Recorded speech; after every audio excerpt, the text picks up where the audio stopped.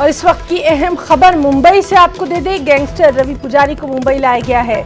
बेंगलुरु से पुजारी को मुंबई लाया गया है। आपको बताएं कि स्नेगल ने रवि पुजारी को हिंदुस्तान के हवाले किया था। रवि पुजारी के खिलाफ मुंबई में 78 मामले दर्ज हैं।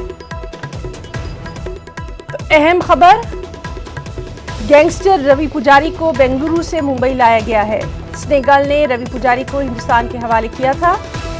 रवि पुजारी के खिलाफ मुंबई में 78 मामले दर्ज हैं।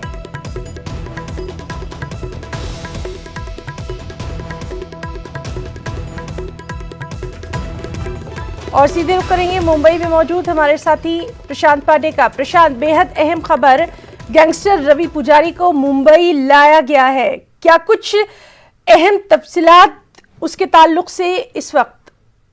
जी बिल्कुल, देखिए अगले कुछ मिनटों में ही रवि पुजारी को क्राइम ब्रांच की टीम जो है लेकर मकोका कोर्ट पहुंचेगी, जहां उसे आज पेश किया जाएगा। आपको बता दूं कि मामला 2016 का है, जब रवि पुजारी की गैंग ने मुंबई के विले पार्ले इलाके में एक होटल में वसूली को लेकर फायरिंग की थी और इसी मामले को लेकर के कस्टडी जो है कर्नाटक से मांगी गई थी मुंबई क्राइम ब्रांच की तरफ से, जिसे मान लिया गया और कल जो है रवि पुजारी की कस्टडी जो है मुंबई क्राइम ब्रांच को हैंडओवर कर दिया गया था। और आज सवेरे ही जो है रवि पुजारी को लेकर के टीम मुंबई पहुंच चुकी थी और अभी क्राइम ब्रांच की टीम जो है रवि पुजारी को अपने दफ्तर से लेकर के निकल चुकी है।